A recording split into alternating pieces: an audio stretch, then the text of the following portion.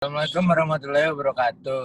Hello, we are from Group 2. We're going to present to you about strategy implementation 2. Hello, my name is Anuga Rahan Pratama with my fellow member. My name is Manda Sabrina. My name is Tasya Manda. My name is Mestal Fionita. My name is Sandika Hadi.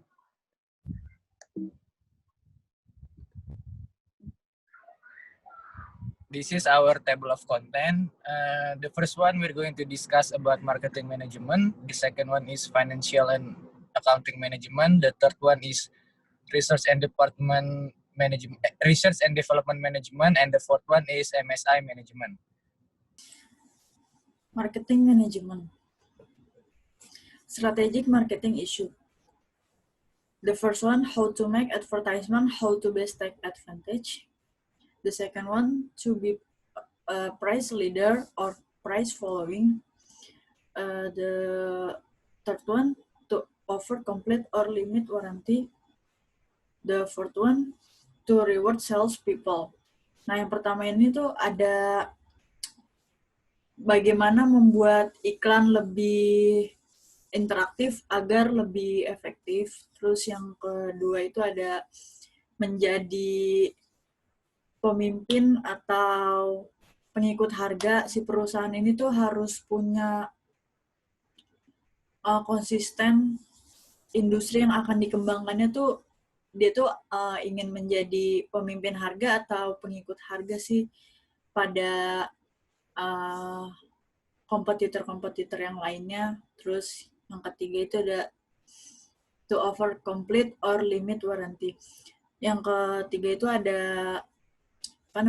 ini tuh untuk menawarkan garansinya lengkap atau terbatas. Terus tuh yang terakhir ada to reward salespeople, untuk memberi penghargaan kepada beberapa staff atas reward penghargaan yang sudah dicapai selama mereka bekerja mencapai targetnya. Itu bisa langsung dari komisi atau gaji, seperti gaji kombinasi, gaji langsung. Next, selanjutnya ada 3 important marketing activities in implement strategy. Nah, yang pertama ini tuh ada engage customer in social media. Ini tuh mengajak pelanggan melalui sosial media. Dia tuh agar si customer ini tuh mengikuti perkembangan produk pada marketing implementasi yang sedang dijalankan pada perusahaan tersebut. Bagaimana sih cara nge-treat customer di dalam sosial media. Selanjutnya ada segmen market effectively. Itu ada melakukan segmen pasar dengan efektif. Gimana sih segmen pasarnya itu tuh fokus pada produk atau industri yang kita laksanakan atau yang kita lakuin. Kita tuh melihat kondisi pasarnya tersebut, habis itu kita melakukan segmen pada pasar. Yang terakhir ada develop and use product positioning. Ini tuh mengembangkan dan menggunakan produk positioning atau perceptual map. Nah, ini menetapkan itu, jadi tadi tuh kita kan sudah segmen pasar, selanjutnya tuh ada menetapkan produknya, dia tuh berada di posisi yang mana yang cocok pada segmen pasar tersebut. Next, ada social media marketing. Marketer must get customer involved in the company website and solicit suggestion in terms of product development, customer service, and ideas. Nah, pada social media marketing ini tuh proses marketing yang dilakukan jadi jauh lebih menyenangkan. Terus ada beberapa keuntungannya juga yang menjadi alasan kenapa marketing jenis ini tuh penting. Yang pertama tuh ada meningkatkan brand awareness, terus ada mendapatkan feedback produk dan strategi pemasaran, dan yang terakhir itu ada mempelajari kompetitor. Nah, yang pertama itu kan ada meningkatkan brand awareness. Meningkatkan brand awareness itu tuh produk akan semakin diakui keberadaannya ketika diunggah di media sosial secara terus-menerus, karena perlahan-lahan masyarakat akan mulai menaruh perhatian. Selanjutnya tadi ada mendapatkan feedback produk dan strategi pemasaran. Nah, ini tuh tahap lanjutan dari adanya sosial media marketing. Setelah diakui keberadaannya itu, ada sebuah produk akan mulai jadi topik pembicaraan. Nah, kalian pun bisa melihat bagaimana customer berinteraksi dengan konten di media sosial perusahaan atau industri tersebut. Misalnya tuh dengan memberikan like, terus memfollow akun Instagram, terus yang terakhir ada mempelajari kompetitor. Nah, mempelajari kompetitor ini tuh jadi lebih mudah dengan sosial media marketing. Karena sosial media marketing sekarang tuh maraknya digunakan oleh perusahaan untuk memasarkan produknya. Selanjutnya ada marketing segmentation. Yang pertama itu ada subdividing of a market into distinct subset of customer according to needs and buying habit. Nah, ini tuh membagi pasar menjadi subset pelanggan yang berbeda sesuai dengan kebutuhan dan kebiasaan membeli. Maksudnya itu pada segmentasi pemasaran tersebut itu tuh kita membagi beberapa pasar menjadi subset pelanggan di mana masyarakat tuh apa yang mereka butuhkan dan apa kebiasaannya, agar kita tidak sembarangan untuk menaruh produk yang akan kita pasarkan.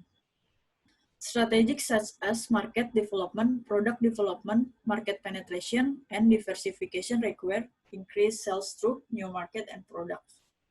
Strategik seperti pengembangan pasar, pengembangan produknya, penetrasi pasar, peningkatan penjualan melalui pasar, dan produk baru. Ini tuh sudah segmentasi pasar yang penting. Semuanya juga penting segmentasi pasar. Ini tuh bagaimana sih kita cara mengembangkan produk yang telah kita fokuskan di pasar yang telah kita kondisikan kondisi pasarnya tuh kita fokus kemana. Yang tadi pertama subdividing of a market, ini mengembangkan pasarnya, terus mengembangkan produknya, apa yang harus kita lakukan pada pengembangan produk tersebut. Itu tuh masuk di segmentasi marketing. Terus yang ketiga itu ada market segmentation, allow firms to operate with limited resource because mass production, mass distribution, and mass advertising are not required. Nah, ini tuh segmentasi pasar yang mungkin perusahaan untuk beroperasi dengan sumber daya terbatas karena produksinya massal, terus distribusinya massal, dan periklanan massal tidak diperlukan karena sama-sama memproduksi secara barengan. Contohnya ketika lagi booming, ketika lagi industri sedang naik-naiknya, contoh industri pakaian, banyak sekali produk-produk pakaian yang dijual, terus didistribusikan secara berbarengan. Nah, periklanannya tuh tidak perlu, periklanan massal itu tidak diperlukan karena mereka sudah tahu karena kita tuh sedang booming-boomingnya pada industri pakaian tersebut, seperti itu. Terus yang terakhir itu ada widely used in implementing strategies. Nah, ini tuh segmentasi marketing ini tuh banyak digunakan dalam menerapkan strategi ini karena kuncinya itu ada di marketing. Bagaimana marketing mencapai sebuah target agar perusahaan atau industri lebih berkembang, lebih meningkat di dalam persaingan-persaingan di era globalisasi. Next, ada marketing segmentation, decision directly affect the marketing mix variable. Yang pertama tuh ada produk. Produk ini yang merupakan manfaat yang dicari oleh pembeli. Produk formal, yaitu objek fisik. Terus yang ditawarkan tuh seperti kemasan merek, mutu, produk yang disempurnakan, yaitu mencakup keseluruhan manfaat yang diberikan oleh produk formal. Terus yang kedua itu ada price. Price itu kan dalam penetapan harga jual, perusahaan harus memperhatikan berbagai pihak antara lain para konsumen akhir, para penyalur saingan, para supplier, terus bahan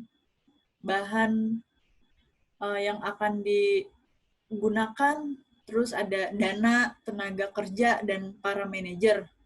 Ini tuh perusahaan yang bersangkutan tuh keputusannya yang berhubungan dengan harga sangat mempengaruhi beberapa aspek kegiatan ya perusahaannya, baik menyangkut kegiatan penjualan maupun aspek keuntungan yang akan dicapai oleh suatu perusahaannya. Terus yang ketiga itu ada place. Setelah menentukan produk dan harga, kita menentukan place.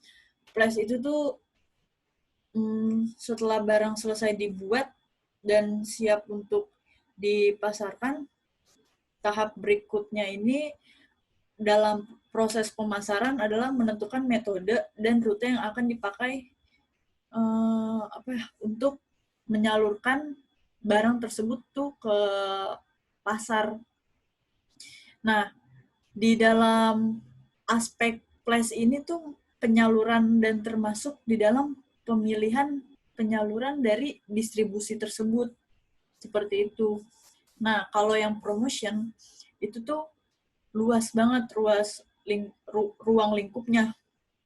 Kegiatan ini dipengaruhi dari macam-macam kegiatan yang digunakan. Kegiatan dari promosi ini juga perusahaannya tuh saingan, merupakan faktor lain yang perlu dipertimbangkan oleh perusahaannya dalam memasarkan produknya. Jadi penting banget di promosi ini, gitu. Next. Financial and accounting management. There are 4 steps in finance or accounting management. The first one is acquire needed capital to implement strategies. The second, develop your projected financial statement to show expected impact of strategies implemented. The third, determine the firm's value, corporate valuation in the event an offer is received. And the last, decided whether to go public with an initial public offering. The first one, acquiring capital to implement strategies. Successful strategy implementation often requires additional capital besides net profit from operation and the sale of asset. Two basic sources of capital for an organization are debt and equity. Jadi penerapan strategi yang berhasil sering juga membutuhkan modal tambahan. Selain profit dari operation dan penjualan aset, ada 2 sumber modal dasar untuk organisasi, yaitu debt dan equity. Di perhitungan acquiring capital ini ada beberapa jenis, seperti misalkan yang dicari earning per shares, earning before interest and tax, earning after tax, sama earning before tax. Next. Ini salah satu contoh pengaplikasian perhitungan menggunakan EPS analysis untuk XYZ company. Jadi yang pertama itu menginput data seperti jumlah modal yang dibutuhkan, mengestimasikan 100 juta dolar, EBIT range-nya kita estimasi 20 juta sampai 40 juta dolar, interest rate-nya menggunakan 5%, terus tax rate-nya kita pakai 30% menggunakan rate tahun lalu, stock price-nya kita pakai 50 dolar, sama outstanding share-nya kita pakai 500 juta. Lalu contoh perhitungannya seperti ini. Pertama, di kolom kita buat 3 kolom seperti kolom debt, stock, sama debt, sama campuran antara debt sama stock. Yang pertama itu EBIT. EBIT kita taruh dari angka EBIT range di atas, yaitu 20 juta sama 40 juta. Terus interest-nya kita ambil dari 5% interest rate dikali dengan modal yang dibutuhkan 100 juta, jadi 5 juta. Lalu earning before tax kita dapat dari pengurangan EBIT dikurangi dengan interest. Lalu tax kita dapat 4.500.000 itu dari hasil earning before tax dikali dengan tax 30%, jadi 4.500.000. Lalu earning after tax itu pengurangan antara earning before tax dengan tax. Lalu di shares itu kita masukin dari outstanding shares 500 juta. Lalu hasil earning per shares itu dapat dari earning after tax dibagi dengan shares, jadi hasilnya 0,0210. Sama dengan kolom selanjutnya. Lalu di kolom stocks itu sama EBIT yang dimasukkan juga sama EBIT range 20 dan juga 40 juta. Lalu di interest kenapa bisa 0? Karena dia itu nggak hutang, jadi kita taruh aja 0 interest di situ. Lalu earning before tax itu tetap kita taruh 20 juta karena di stocks itu interestnya kan 0, jadi tetap 20 juta dan 40 juta. Lalu di earning before tax itu di tax 6 juta karena 20 juta dikali dengan tax rate-nya, jadi 6 juta. Lalu earning after tax itu pengurangan antara earning before tax dengan tax. Lalu shares-nya kita, kenapa di situ bisa beda dengan yang di shares di kolom debt? Karena untuk menutupi interest, maka menaikkan modal yang dibutuhkan. Lalu hasilnya itu 0,0279 dari 14 juta dibagi dengan 502 juta. Untuk kolom yang di terakhir itu debt dan stock itu yang pertama di EBIT sama kita masukkan dari EBIT range-nya, lalu interest kita masukkan setengah dari interest di kolom debt, lalu hasil dan ke bawahnya sama. Jadi hasilnya itu berbeda di setiap kolom.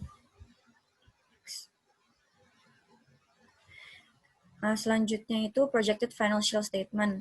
Analysis of financial statement calculation is the main technique in strategy implementation because it supports the organization to examine the expected result of the various action and approaches that will be taken next. Jadi analisis perhitungan laporan keuangan itu teknik utama dalam implementasi strategi karena mendukung organisasi untuk mengkaji hasil yang diharapkan dari berbagai tindakan dan pendekatan yang akan dilakukan untuk perusahaan selanjutnya. Next. Di performing projected financial statement ada 7 langkah untuk mengerjakannya. Yang pertama, prepare the project income statement before the balance sheet. Jadi, organisasi itu harus menyiapkan proyeksi laporan laba rugi sebelum di neraca. Terus yang kedua, use the percentage of sales method to project cost of goods sold and the expenses item in the income statement. Jadi, organisasi menggunakan metode presentasi penjualan untuk memproyeksikan harga pokok penjualan dan item biaya dalam laporan laba ruginya.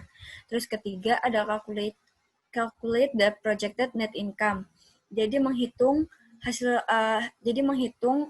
laba bersih yang sudah diproyeksikan. Terus keempat, subtract from the net income any dividends to be paid for the year. Itu mengurangi pendapatan bersih dividen yang harus dibayarkan untuk tahun itu, untuk perhitungan tahun itu. Yang kelima itu projected balance sheet items. Terus memproyeksikan item-item di dalam neraca, dimulai dari retained earning, forecasting stakeholder equity, long-term liabilities, current liabilities, total asset, fixed asset, sama current asset. Terus yang keenam menggunakan cash account, lalu yang terakhir itu make a note of the project statement. Jadi buat catatan untuk apa yang akan diproyeksikan untuk hasil dari financial statement tersebut. Lalu ada corporate valuation.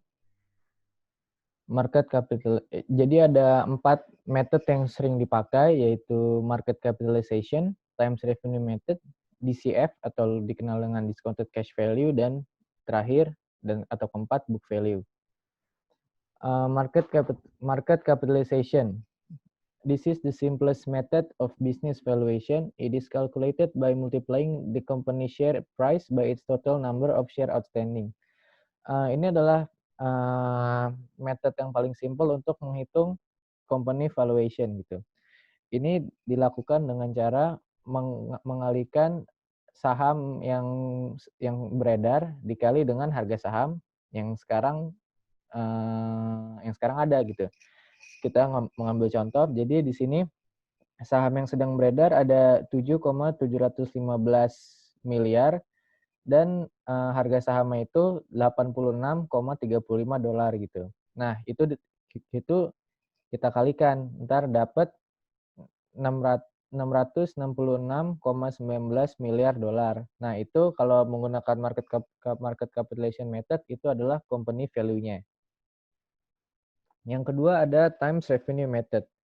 This method uses revenue generated over a certain period of time is applied to a multiplier which depends on the industry and economic environment.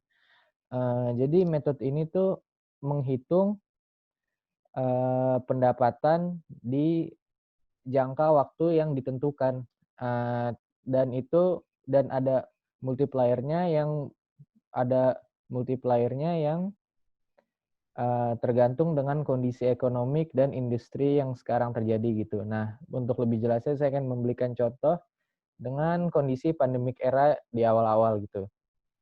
Attack company. Di sini attack company saya contohkan yaitu Zoom, dan service firm-nya itu adalah Gojek gitu.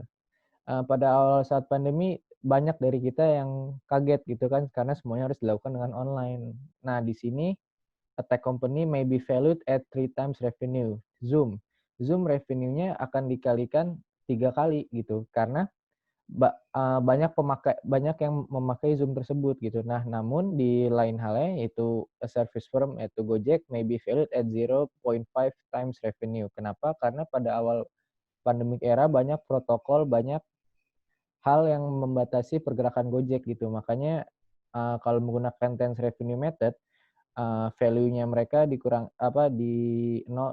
0,5 dari revenue-nya tersebut gitu. Jadi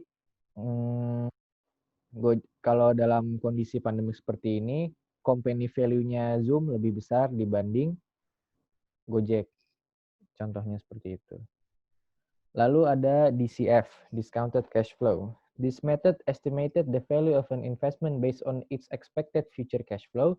DCF analysis attempts to figure out the value of an investment today based on projection of how money it will generate in the future. Jadi discounted cash flow itu adalah metode yang memprediksi cash flow untuk kedepannya. Berapa banyak uang yang akan dihasilkan dari company ini ke depannya gitu. Jadi kalau pengen invest ke perusahaan ini worth it apa enggak gitu kan. DCF itu ada rumusnya. Rumusnya itu CF1 pangkat 1 per 1 plus R ditambah CF2 pangkat 2 per 1 plus R ditambah CFN pangkat N per 1 plus R. Nah, ini di sini dijelaskan CF-nya itu cash flow yang ada di tahun tersebut. Ntar di slide berikutnya akan saya jelaskan juga pengimplementasian rumus ini. Lalu di sini ada CF1, CF2. Nah, CF1 itu buat cash flow tahun pertama, sedangkan CF2 itu untuk cash flow tahun kedua gitu kan. Nah, di sini ada CFN. CFN itu apa sih? Di sini akan saya contohkan akan ada 5 tahun cash flow yang akan dihitung gitu kan. Berarti ini ntar ditambah CF3 per 3 pangkat 3 per 1 plus R ditambah CF4 pangkat 4 per 1 plus R dan seterusnya gitu sampai 5 tahun. Jadi N-nya itu adalah tahun selanjutnya gitu sampai tahun yang ingin dihitung gitu. Terus R di sini adalah discount rate. Ini adalah implementasi dari DCF. Jika memasukkan rumusnya, saya di sini menaruh diskon rate-nya itu sebesar 5%. Jadi untuk year pertama adalah 1 million pangkat 1 per 1 plus R per 1 plus 5%. Ntar dapat discounted cash flow-nya 952,381 dolar. Nah, di tahun keduanya tuh ditambahin. Jadi CF1 ditambah CF2. Jadi 1 million per 1 plus 5% ini ditambah 1 million pangkat 2 per 1 plus 5%. Nah, dilanjutnya juga kalau pengen hitung yang buat tahun ketiga, hitungan yang berikutnya CF1, CF2 ditambah 4 million dollar pangkat 3 per 1 plus 5% dan seterusnya.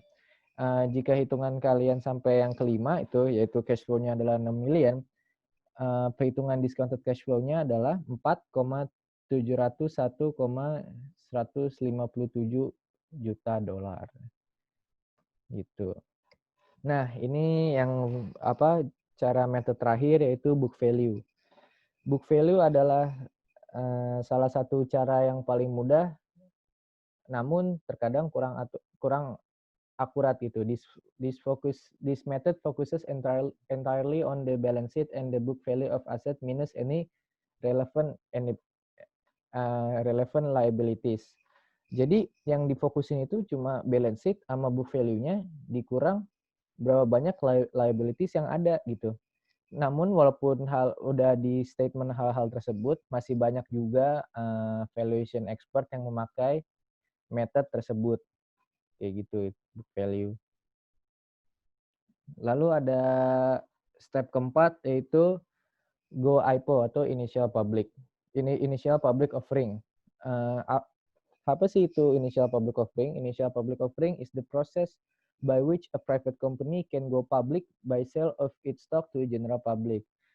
Itu udah self-explanatory. Jadi IPO adalah proses di mana sebuah perusahaan dari private company terus go public dengan cara menjual sahamnya ke general public gitu. Nah, di sini ada 3 tujuan dari IPO, yaitu the company needed additional capital, the second one increase the company value, and the third one increase the company growth potential. Nah, saya akan mencoba menjelaskan ketiga tujuan tersebut dengan satu sampel contoh yaitu Agora. Agora, apa sih itu Agora? Agora adalah perusahaan teknologi yang ada di Amerika yang pada saat COVID-19 ini decide untuk go IPO gitu kan. Mereka membuka harga IPO mereka di harga $25,5 per share. Namun pada akhir hari itu IPO mereka, harga saham mereka itu naik menjadi $86,5. Itu di last auction ya, di bid terakhirnya mereka gitu.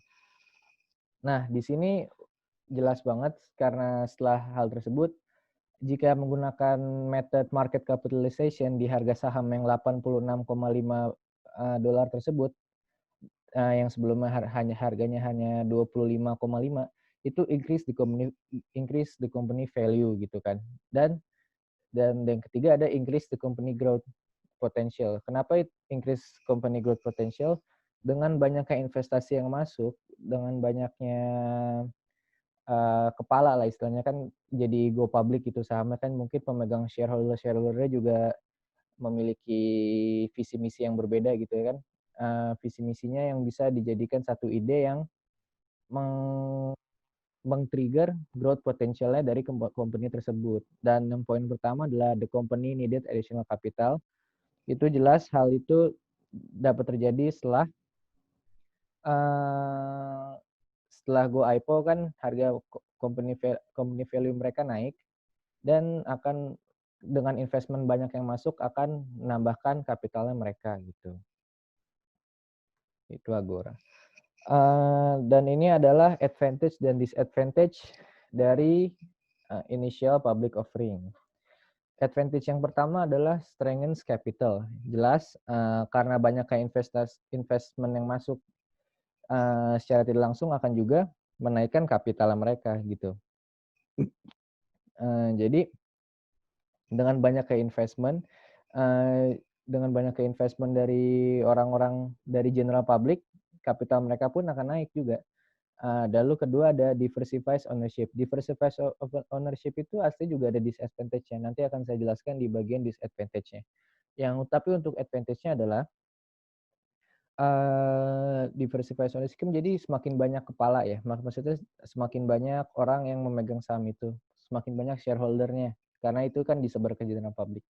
Itu juga membuka peluang semakin banyak juga brainstorming yang dilakukan pada saat rapat gitu. Jadi misalnya inovasinya tuh semakin bagus karena ide-idenya datang dari banyak orang gitu. Itu adalah salah satu advantage-nya dari diversified ownership. Lalu yang selanjutnya ada increase prestige. Kenapa bisa dibilang increase prestige? Karena jika Go IPO relatif akan menaikkan company value. Nah, menaikkan company value itu secara tidak langsung kan ada kompetitor-kompetitor juga pasti ya per perusahaan gitu.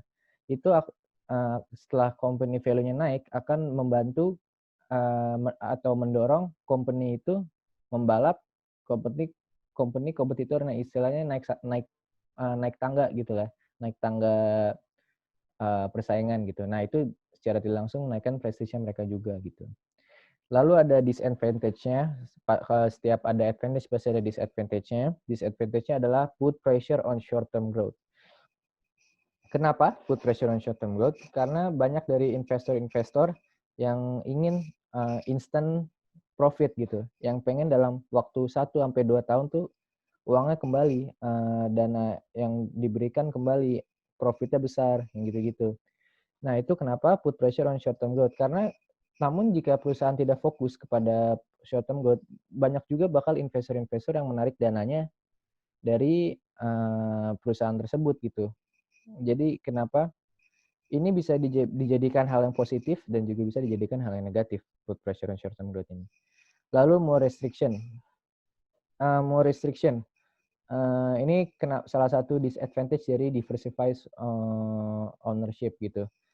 Semakin banyak kepala, semakin banyak orang, semakin banyak shareholder, bakal banyak peraturan-peraturan yang baru gitu, restriction yang baru. Jalannya perusahaan tuh jadi terbatasi gitu karena yang A maunya ini, yang B maunya ini, yang C pengennya ini gitu. Itu makanya more restriction gitu. Dan terakhir ada the former owner loses control of decision making. Sama seperti poin-poin sebelumnya gitu kan. Semakin banyak kepala, semakin banyak shareholder yang memegang saham besar gitu. Jadi power dari ownership owner yang pertamanya ini, yang sebelumnya jika dia memegang memegang 100% dari perusahaan tersebut. Karena kan sebelumnya private kan, sekarang udah dioper ke general public. Akan kehilangan powernya gitu. Power dalam decision making-nya makin hilang. Karena mereka sekarang harus melakukan diskusi dengan shareholder lainnya yang juga mempunyai peran besar dalam investasi dalam perusahaan tersebut. Itu mungkin disadvantage-nya. Itu juga salah satu disadvantage dari diversified ownership. Semakin banyak kepala, semakin juga banyak tujuan yang ada. Gitu. R&D management. R&D management is a process or activity of research and development of new product or improvement of an existing product.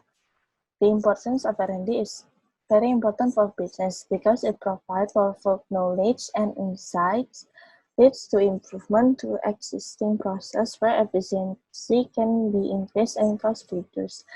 Jadi, R&D sendiri adalah proses yang penting untuk membawa inovasi yang baru kepada perusahaan dengan strategis utama untuk membawa inovasi tersebut. R&D itu berupa kegiatan yang berorientasi pada komersial jangka panjang dalam bentuk ilmu pengetahuan maupun teknologi.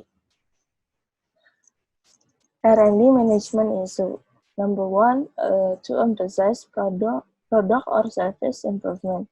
Jadi, menekankan produk dan proses yang akan dikembangkan.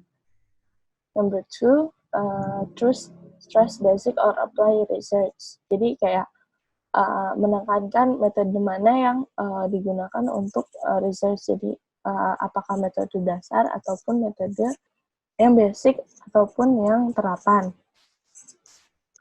3. To develop robotics or use manual type of process. Jadi, menggunakan metode proses yang mana yang manual tipenya atau yang lebih digital. Next, 4. To spend a high average or low amount of money or R&D. Jadi, kita menentukan seberapa besar cost yang bakal keluar untuk melakukan satu proyek R&D. 5. To perform R&D within the firm or contract R&D outside the firms. Jadi, saat kita ngelakuin R&D, kita bisa ngelakuin di perusahaan kita sendiri. Nah, kita juga bisa menentukan kita mau melakukan R&D di perusahaan kita sendiri atau misalkan kita menggunakan jasa pihak ketiga dari perusahaan lain untuk melakukan R&D bersama kita. Next, yang keenam, to be leader of follower in R&D. Jadi kalau misalkan di dalam suatu proyek R&D itu pasti ada yang leadernya atau sebagai yang ngerjain followernya di R&D. Kita tuh milih mau jadi yang mana. Next, guidelines can be used to help make an R&D decision. Jadi, if the rate of technical progress is slow and the rate of market growth is moderate, and there are significant barriers possible new entrants. Jadi, maksudnya kalau misalnya perusahaan kita sedang lambat, tapi market growth di pasaran tuh lagi berjalan secara biasa aja gitu, sedang there are significant barriers to possible new entrants. Jadi bakal ada hambatan untuk pendatang baru. Nah, kita juga bisa melakukan R&D di sini. Next, if technology is changing slowly but the market is growing quickly, there's generally is not enough time for in-house development. Jadi misalkan teknologi di perusahaan kita tuh berubah secara lambat atau misalkan kurang lagi tidak memadai untuk melakukan R&D. Tapi market kita tuh lagi growing quickly. Nah, kita tuh nggak akan punya waktu yang cukup untuk melakukan R&D. Next is technology is changing rapidly and the market is growing slowly.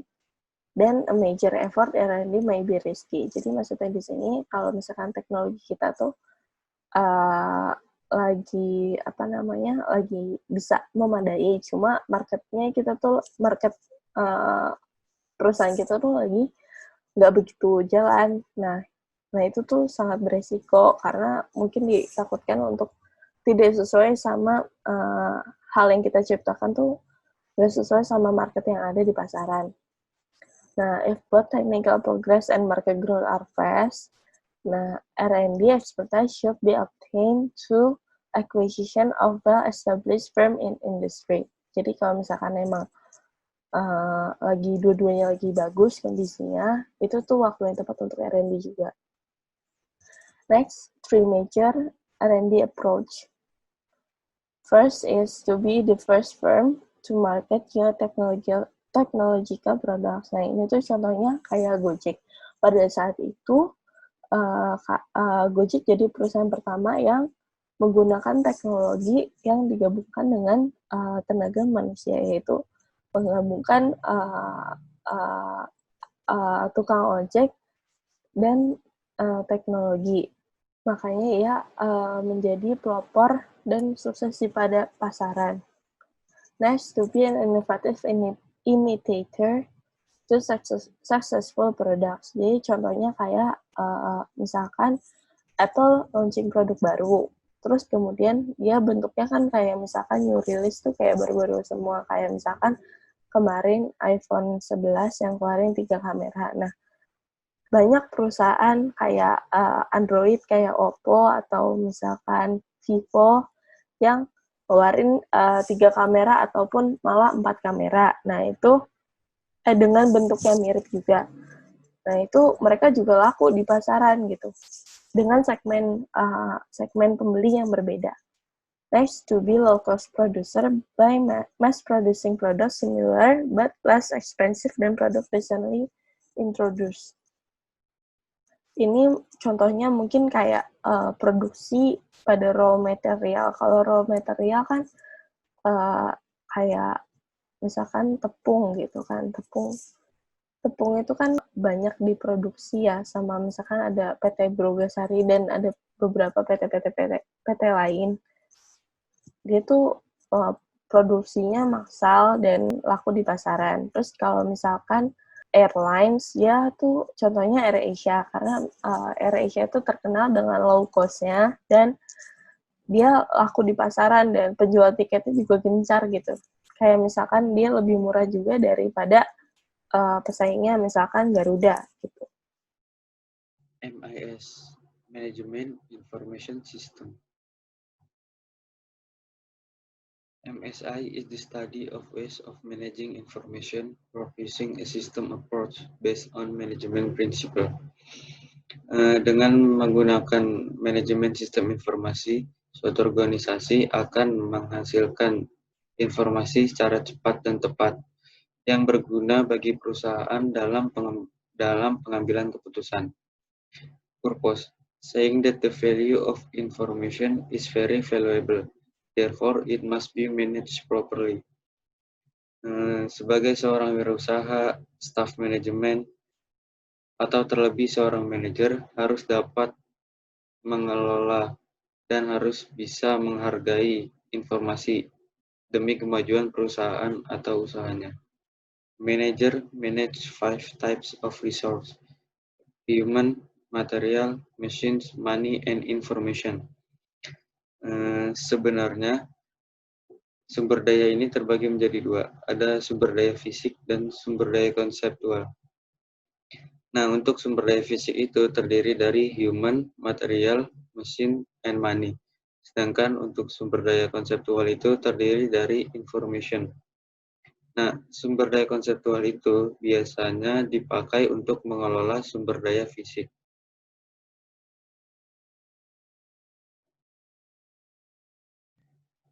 Elements of MIS. The first one is organization. The second one is management. The third one is information technology. Nah, yang pertama itu ada organisasi. Nah, organisasi itu meliputi manusia, struktur, prosedur operasi, politik, dan juga kultur. Terus yang kedua itu ada manajemen. Nah, manajemen itu biasanya meliputi mengamati kesempatan, membuat strategi untuk menjawab kebutuhan, mengalokasikan orang dan sumber dana untuk mendukung strategi yang telah dibuat, dan juga untuk mengkoordinasikan pekerjaan atau kegiatan dalam organisasi. Terus yang ketiga itu ada informasi teknologi. Nah, informasi teknologi itu merupakan alat yang dapat digunakan oleh manajemen untuk membantu melakukan kontrol dan juga untuk membuat suatu kegiatan baru. Nah, teknologi terdiri atas 3 komponen pokok. Yang pertama itu ada manusia atau brainware. Yang kedua itu ada perangkat keras atau hardware, dan yang terakhir itu ada perangkat lunak atau software. Component of MIS. The first one is human resource. The second is hardware resource. The third is software resource. The fourth is network resource. And the fifth is data resource. Nah, yang pertama itu ada human resource. Nah, contohnya itu seperti manusia, yang dimana merupakan ahli informasi dan juga pemakai. Nah, ahli sistem informasi adalah orang-orang yang mengembangkan dan mengoperasikan sistem informasi. Mereka itu adalah analisis sistem, pemrograman, dan juga pelaksana komputer. Yang kedua itu ada hardware research. Nah, hardware research ini terbagi menjadi dua. Ada yang dinamakan computer system dan juga ada yang dinamakan computer equipment. Nah, yang termasuk dalam komputer sistem itu terdiri dari unit pengolahan terpusat atau CPU yang mengandung pengolah mikro dan juga ada semacam penghubung peralatan seperti kabel dan modem.